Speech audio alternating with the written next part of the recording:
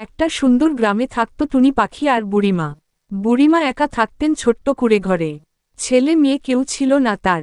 সারাদিন মাঠে কাজ করতেন, সন্ধ্যায় এসে খুপড়ি ঘরে বসে হাপুস হুপুস কাঁদতেন।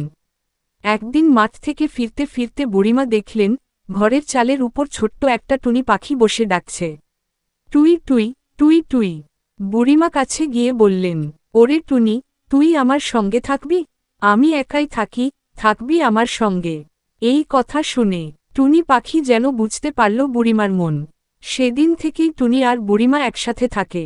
সকালবেলা বুড়িমা যখন ভাত বসাতেন, টুনি পাখি মিষ্টি গলায় গান ধরত। আর খাওয়ার সময় বুড়িমা এক মুঠো ভাত টুনিকে দিতেন। দিন কেটে যেতে লাগল। বুড়িমা আর একা বোধ করতেন না। গ্রামের মানুষও বলতো, বুড়িমা আর টুনি পাখি তো দুই মা মেয়ের মতো। একদিন প্রচণ্ড ঝড় উঠল, হাওয়ায় ঘরের চাল উড়ে যেতে লাগল। বুড়িমা ভয়ে কাঁপছিলেন। হঠাৎ টুনি পাখি উড়ে গিয়ে অন্য পাখিদের ডাক দিল। কিছুক্ষণের মধ্যেই অনেক পাখি এসে ডানা মেলে বুড়িমার কুঁড়েঘরের চাল ঢেকে দিল। ঝড় বয়ে গেলেও বুড়িমার ঘর ভাঙল না। সেদিন থেকে বুড়িমা বুঝলেন, ভালোবাসা শুধু মানুষে মানুষে নয়, মানুষ আর পাখির মধ্যেও হতে পারে।